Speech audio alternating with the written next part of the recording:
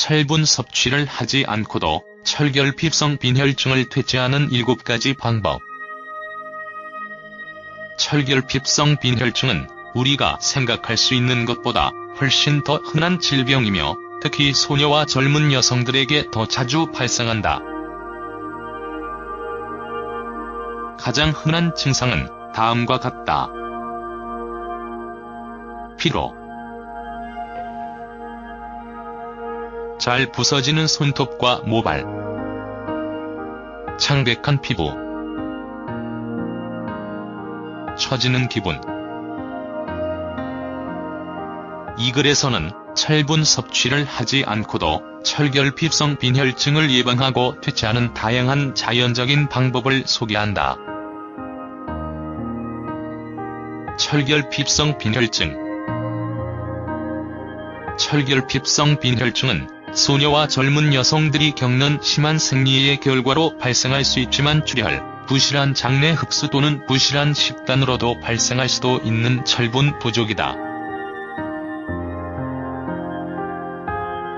이 질병은 청소년기, 임신 또는 모유 수유와 같이 철분이 많이 필요할 때 발생할 수 있기 때문에 일시적인 문제가 될 수도 있다. 가장 흔한 치료법은 철분 보충제를 복용하는 것이다. 그러나 철분 보충제로 인해 위염, 위장 문제 또는 변비뿐만 아니라 신체의 산화가 높아지는 부작용이 발생할 수도 있다. 뿐만 아니라 문제가 부실한 흡수로 인해 발생한 것이라면 보충제를 복용해도 도움이 되지 않을 것이다. 1. 물 테라피. 수치료법이나 다양한 온도를 사용한 물 테라피는 빈혈과 같은 여러 문제를 치료하는 데 효과적일 수 있다. 물은 혈액 순환을 촉진하므로 그 결과 적혈구가 생성된다. 빈혈이 있는 사람들은 차가운 물을 잘 견디지 못하는 경향이 있다는 것을 알아두는 것이 중요하다. 도움이 될 수 있는 2가지 유형의 샤워는 다음과 같다. 발과 팔에 따뜻한 물을 뿌리기. 가슴과 등에 차가운 물을 뿌리기. 2. 부실한 흡수를 위한 슈슬러 소금. 부실한 장내 흡수로 인해 철결핍성 빈혈증이 생긴 것이라면 철분 보충제를 복용해도 소용이 없을 것이다. 여기서 우리가 해야 할 일은 장내 흡수를 개선하는 천연 보충제를 섭취하는 것이다. 이렇게 하려면 다음과 같은 동종요법을 따라야 한다. 퍼럼 파스포리컴 또는 파스페이트 D6, 2000년 약물은 철분 보충제가 아니며 부작용도 없다. 이 치료법은 적어도 한 달간 꾸준히 해야 한다. 3. 하루에 샐러드 한 접시. 많은 사람들은 식단을 통해 철분 섭취를 늘리기 위해 붉은 육류를 더 많이 섭취해야 한다고 생각한다. 그러나 과도한 동물성 단백질은 간과 신장에 부정적인 영향을 줄 수 있다. 건강한 방법으로 철결핍성 빈혈증을 극복하기 위해 할 수 있는 최선의 방법은 식사 때마다 약간의 샐러드를 넣는 것이다. 다음과 같은 재료를 사용해서 샐러드의 변화를 줘보자. 양상추 또는 기타 녹색 잎채소, 비트,